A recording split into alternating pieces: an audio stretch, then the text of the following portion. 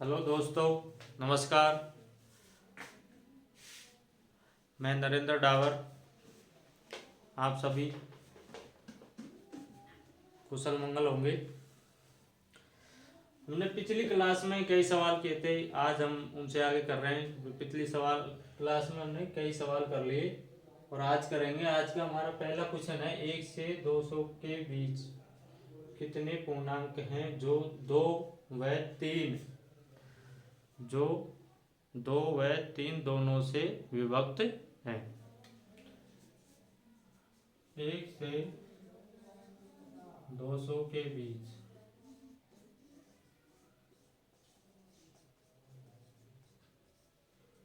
200 तक 1 से 200 के बीच कितने पूर्णांक हैं जो 2 व 3 दोनों से विभक्त है। 1 से 200 के बीच कितने पूर्णांक हैं जो 2 व 3 दोनों से विभक्त है। इसे अगर इस सवाल को हम बेसिक से तो ये काफी बड़ा सवाल है, तो इसे हमें सीधा ही शॉर्ट ट्रिक से करेंगे।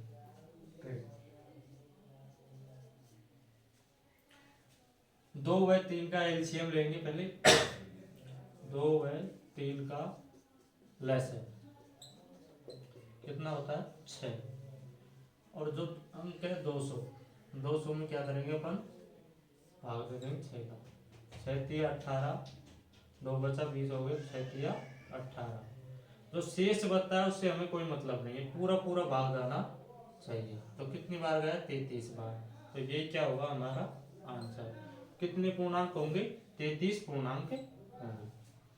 अब इसे उतार लो, अगला सवाल करवाएंगे। अगला सवाल है अपना 200 तथा 400 के बीच 2, 3 और 4 से विभक्त होने वाली कितनी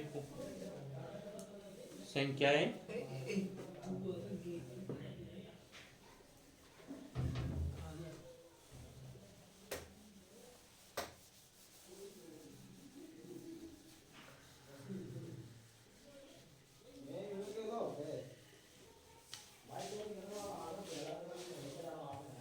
200 तथा 400 के बीच 400 के बीच 2, 3 व 4 से विभक्त होने वाली कितनी संख्या है? विभक्त होने वाली कितनी संख्या है?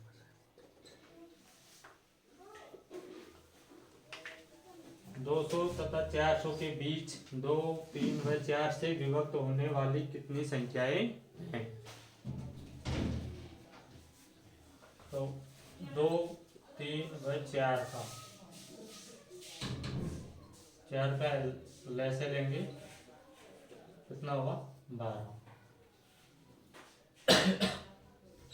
200 तथा 400 200 तथा 400 के बीच, तब 400 में भाग देंगे 12 का, माइनस 200 में भाग देंगे 12।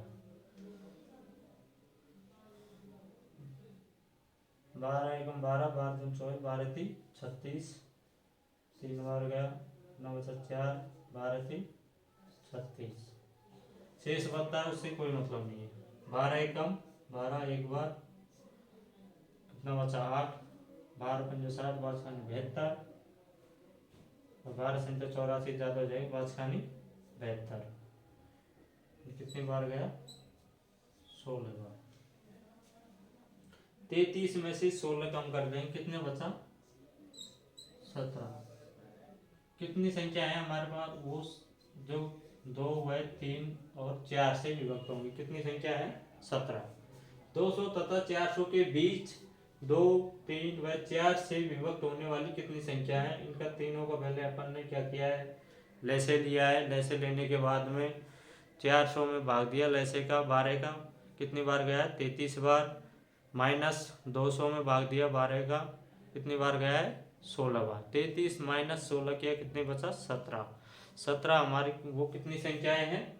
17 संख्याएं हैं जो 2, 3 और 4 से विभक्त होंगी। अगला सवाल,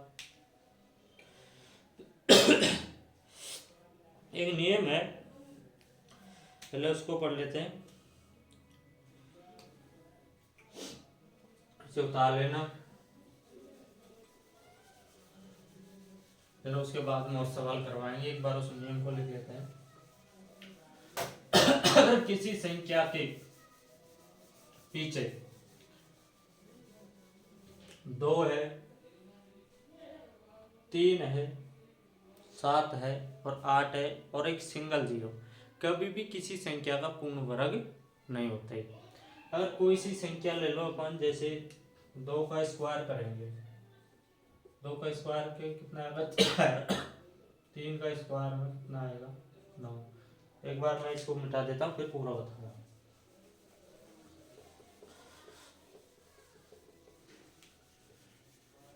2 और 3 और 7 और 8 और सिंगल जीरो कभी भी किसी भी पूर्ण वर्ग संख्या के पीछे नहीं आते हैं।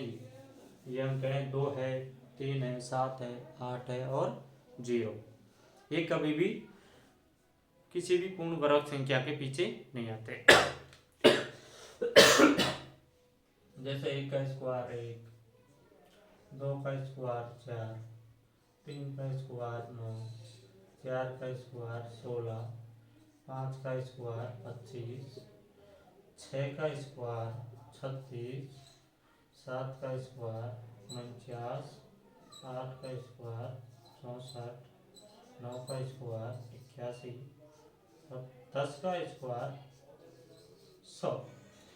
अब देखो इनके पीछे 1 आया है, 4 आ गया, 9 आ गया, 6 आ गया, 5 आ गया, 6 आ गया, 9 आ गया, 4 आ गया, 1 आ गया, डबल जीरो आई है, सिंगल जीरो नहीं है। तो कहीं आपको नजर आया 2, 3, 7 और 8 और सिंगल जीरो, केवल सिंगल जीरो। 2 तो आ सकती हैं पर केवल सिंगल जीरो कभी भी किसी पूर्ण वर्ग संख्या के पीछे नहीं आती। हमने देखा इनमें समय 1 आ गया, 4 आ गया, 9 आ गया, 6 आ गया, 5 आ गया, 6 आ गया, 9 आ गया, 4 आ गया, 1 आ गया, डबल जीरो आया, पर ये अंक नहीं आए 2, 3, 7 और 8 और एक सिंगल जीरो। तो ये कभी भी पूर्ण वर्ग संख्या के पीछे नहीं आते हैं ये अंक कभी भी। तो ये नियम था, इसको मैं ऐसे लिख लेना, कोई संख्या जिसमें इकाई अंक 2, 3, 7 और 8 और सिंगल जीरो हो तो वह संख्या कभी भी किसी संख्या की पूर्ण वर्ग संख्या नहीं हो सकती। मैं लिखवा देता हूं उसको।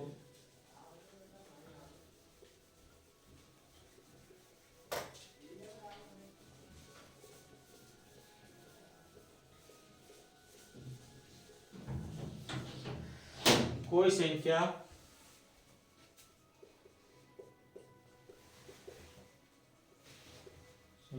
जिसमें इकाई अंक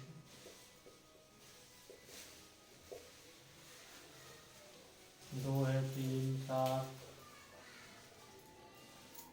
8 और सिंगल जीरो यानी एक मात्र एक जीरो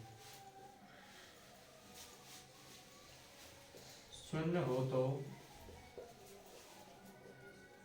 वह संख्या कभी भी किसी संख्या का पूर्ण वर्ग नहीं होगी। कोई संख्या जिसमें इकाई अंक 2, 3, 7, 8 एक मात्र जीरो एक होनी चाहिए, जीरो अगर डबल होगी तो वो तो आएगी पूर्ण वर्ग में, और एक होगी तो शून्य हो तो वह संख्या कभी भी किसी संख्या का पूर्ण वर्ग नहीं होगी।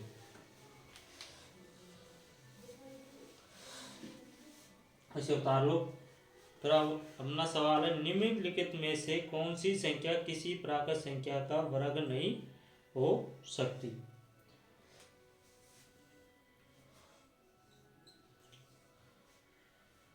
पहली संख्या है अपनी 75,685, 75,685। दूसरी संख्या है अपनी 30,976, 30,976। तीसरी संख्या है 29,561, 29,561। ये है अपनी 14,36,42, 14,36,42। इनमें सोच रहा है निम्नलिखित संख्याओं में से कौन सी संख्या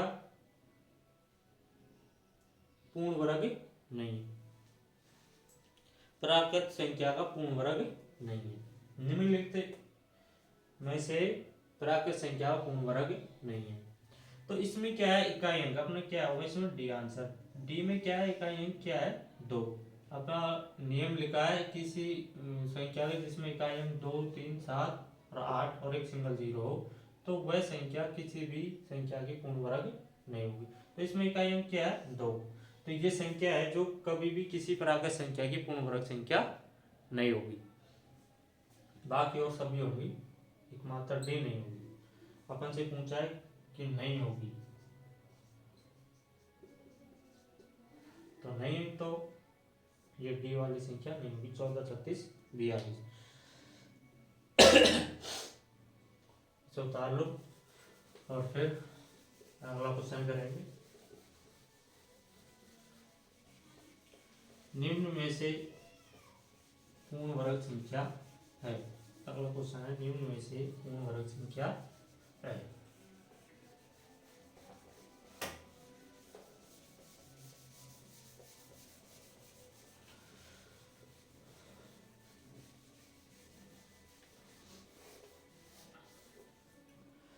निम्न में से पूर्ण संख्या है। निम्न में से पूर्ण संख्या है या पूर्ण वर्ग संख्या है। क्वेश्चन है, तो पहला ऑप्शन है अपना 92, 62।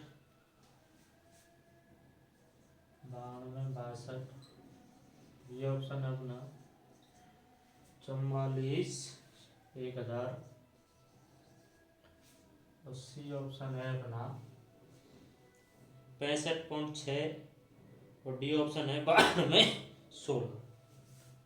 65.6 और डी ऑप्शन है अपना 92/16। अब इसमें देखो निम्न में से पूर्ण संख्या है। ए ऑप्शन में अपने है 92 और 62। इसमें इकाई अंक है तो ये तो पूर्ण वर्ग संख्या हो ही नहीं सकती। इकाई अंक कितना है इसमें 2, तो ये पूर्ण वर्ग संख्या नहीं होगी। इसमें कितनी जीरो आ रही है 3। विषम नहीं आनी चाहिए, नहीं सम आनी चाहिए, सिंगल नहीं आनी चाहिए। या विषम संख्या अगर जीरो आएगी ना तो वो कभी भी पूर्ण संख्या नहीं होगी। अगर सम आएगी तो ही पूर्ण वर्ग संख्या होगी। तो इसमें जीरो आ रही है 3, तो ये भी पूर्ण वर्ग संख्या नहीं होगी। कभी दशमलव के बाद में एक संख्या आए, दशमलव के बाद में एक संख्या आए तो वो भी पूर्ण वर्ग संख्या नहीं होगी। तो अपने सी ऑप्शन में भी नहीं होगी। डी ऑप्शन है ये अपनी क्या होगी पूर्ण वर्ग संख्या। उतार लो इसको।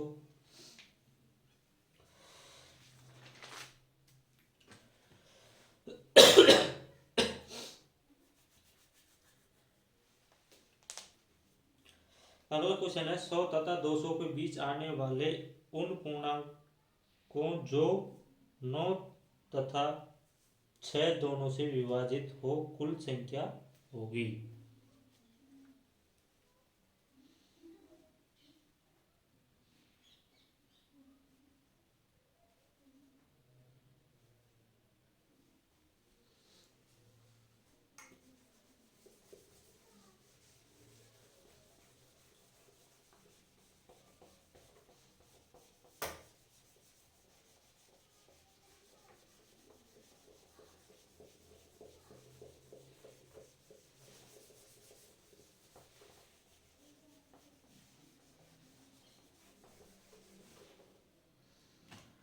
100 तथा 200,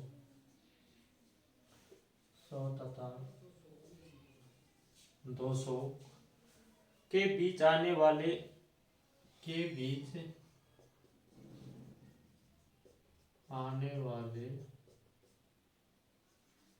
पूर्णांक, 100 तथा 200 के बीच आने वाले पूर्णांक जो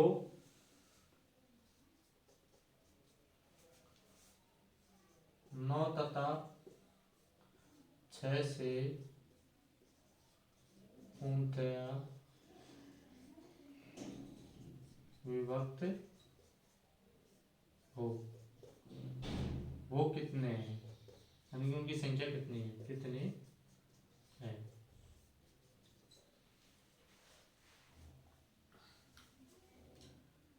इसको हल करेंगे। 9 और 6 का एलसीएम लेंगे, 9 और 6 का एलसीएम कितना आएगा, 18 लेस है। 200 और 100, 200 बटा 18 माइनस 100 बटा 18, 18 एकम 18, एक कितना बचा, 2, फिर 20 होगा, 18 एकम 18 माइनस 18 का भाग 100 में दिया, कितनी बार जाएगा, 18 पंजो 90, 5 बार, 18 पंजो 90, 11 में से 5 गया तो कितना बचे, 6, तो वो संख्या कितनी होगी, 6।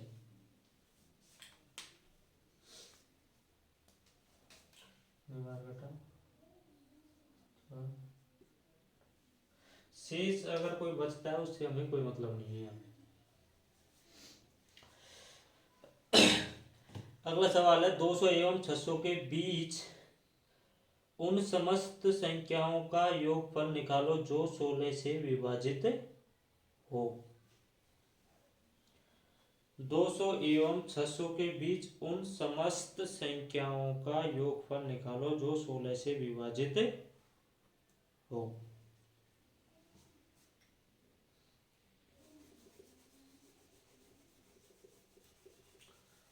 दो सौ से 600 के बीच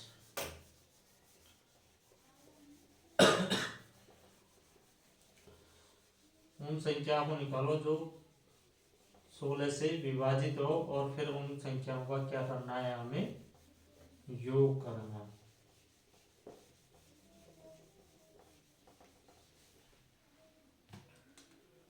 कहां से देखना है, 200 से 600 तक। एक तो क्या करना है, संख्या निकालनी है अपन को कि वो संख्या कितनी है, और फिर उन संख्याओं का क्या निकालना है अपन को, संख्याओं का योग निकालना है। और संख्या कौन सी निकालनी है, 16 से क्या हो, विभाजित हो। कौन सी संख्या निकालनी है जो 16 से विभाजित हो। पूरा क्वेश्चन मैंने 2 बार बोल दिया आपको, वीडियो को रोक रोक के क्वेश्चन को उतार लेना। एक बार और बोल देता हूं मैं। 200 एवं 600 के बीच 200 एवं 600 के बीच उन समस्त संख्याओं का योगफल निकालो जो 16 से विभाजित हो। संख्या निकालेंगे पहले हम, फिर उन संख्याओं को का योग निकालेंगे। तो 16 से विभाजित यानी कि 600 माइनस 1 करेंगे और भाग देंगे 16 का, माइनस 200 प्लस 1, यहाँ से माइनस किया है, यहाँ प्लस किया है, तभी निकलेगा ये संख्याओं। ये तो होगी 599 बटा 16, यहाँ कितना होगी 201 बटा 16।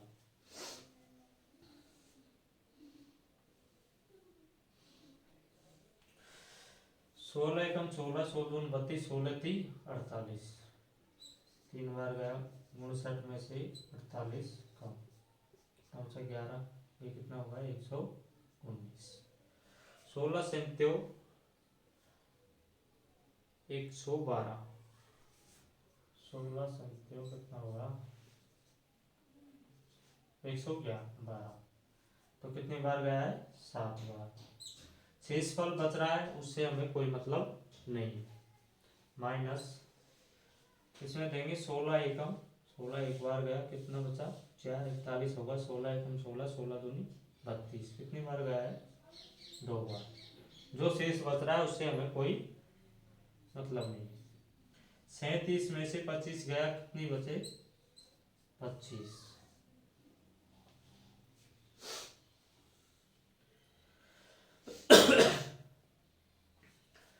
200 से आगे एक कौन सी संख्या है जो 16 से विभाजित होगी। 200 16 से विभाजित हो रही है क्या।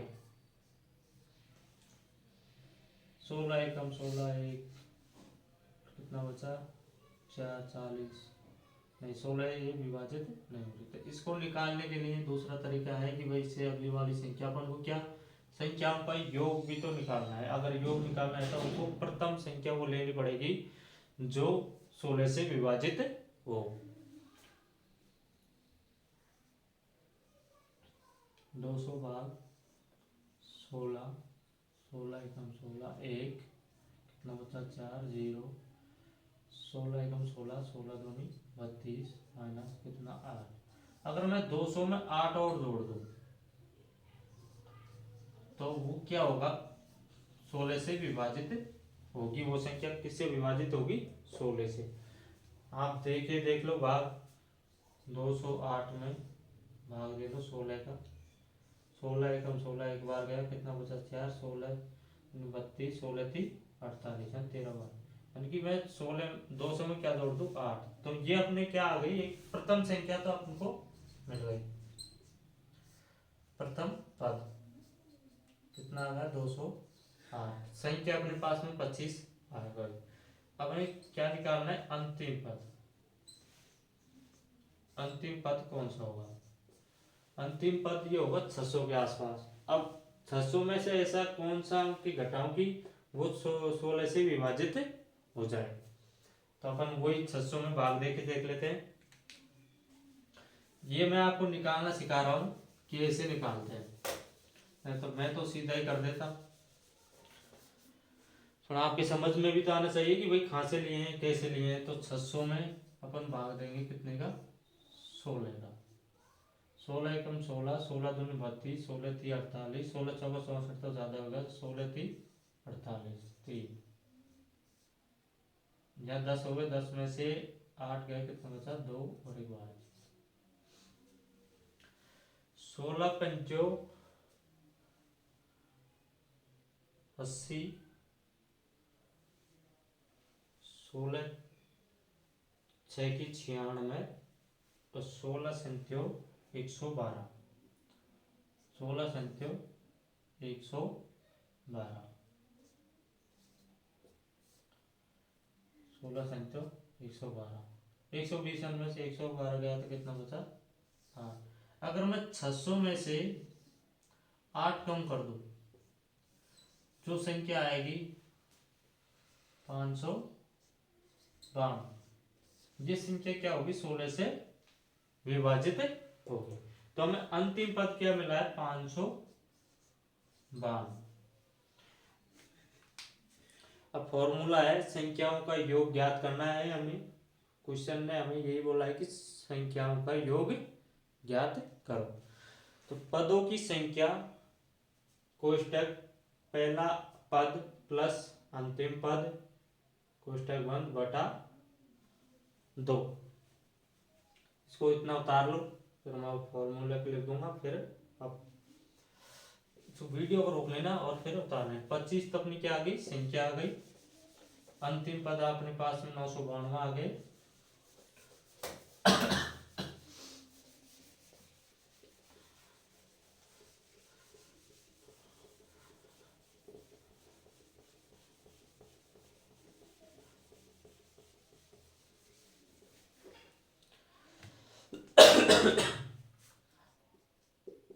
संख्या संख्याओं का योग। क्या निकालना है? संख्याओं का योग।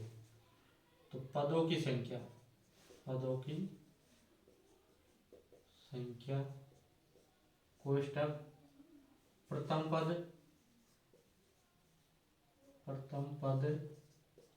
प्लस अंतिम पद,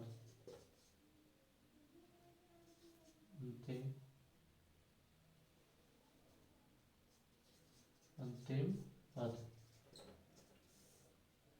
बटा 2। तो अपने पास में पदों की संख्या तो कितनी आई थी? 25। कोष्ठक प्रथम पद अपने पास में कितना है? 208 प्लस अंतिम पद कितना है अपने पास में? 592। कोष्ठक 1 बटा 2 को बता देता हूँ नीचे से।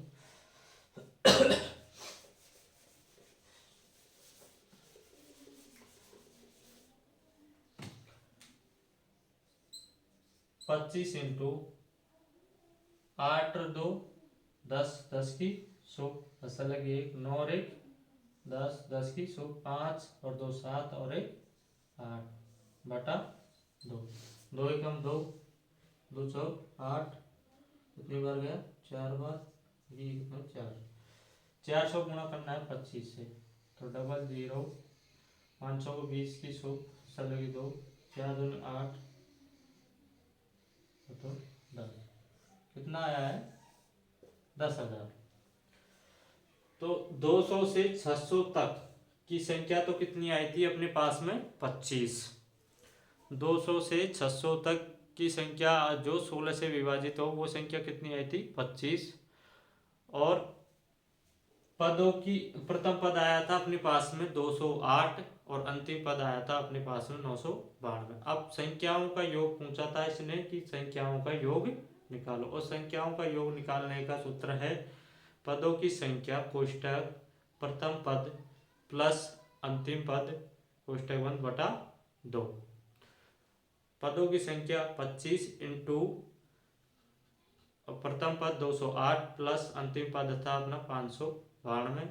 208 प्लस 592 किया, कितना हुआ? 800। 25 इंटू 800 बटा 2, 2 में 2 का भाग दिया 800 में, कितनी बार गया? 400 बार। 400 इंटू 25 किया, कितना आया? 10,000 से उतार लो। अगला सवाल करवाएंगे फिर।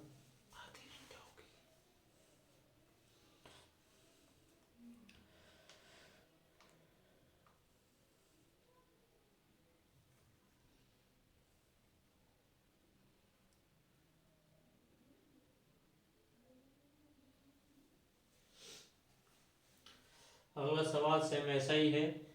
100 से 200 के बीच में 3 से विभाजित होने वाली संख्या कितनी है और उन संख्याओं का योग निकालना है। 100 से 200 तक,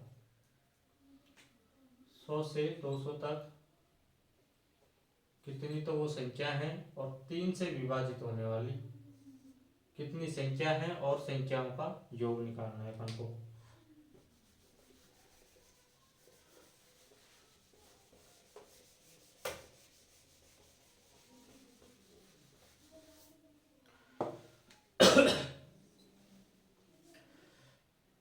एक 200 में से एक कम करेंगे बटा 3 माइनस 101 बटा 3, ये कितना हुआ? 199, 101 3, 6 18, 6 18, 3 9, 3 9,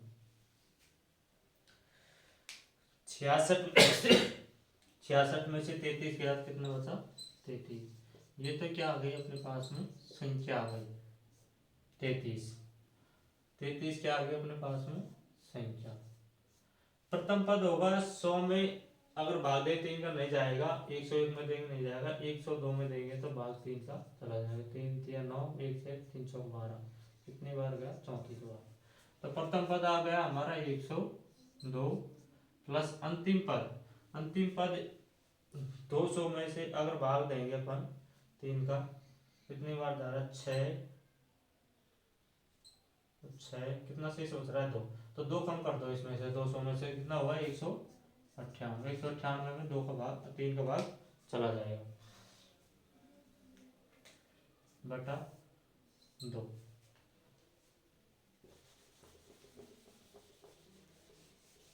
वो प्रथम पद और अंतिम पद निकालने ना, मैंने पिछले सवाल में आपको अच्छी तरह बता दिया कि ऐसे निकालते हैं। एक एक चीज उसमें खोल के बताई थी आपको, वह ऐसा ऐसा निकालते हैं प्रथम पद और अंतिम पद।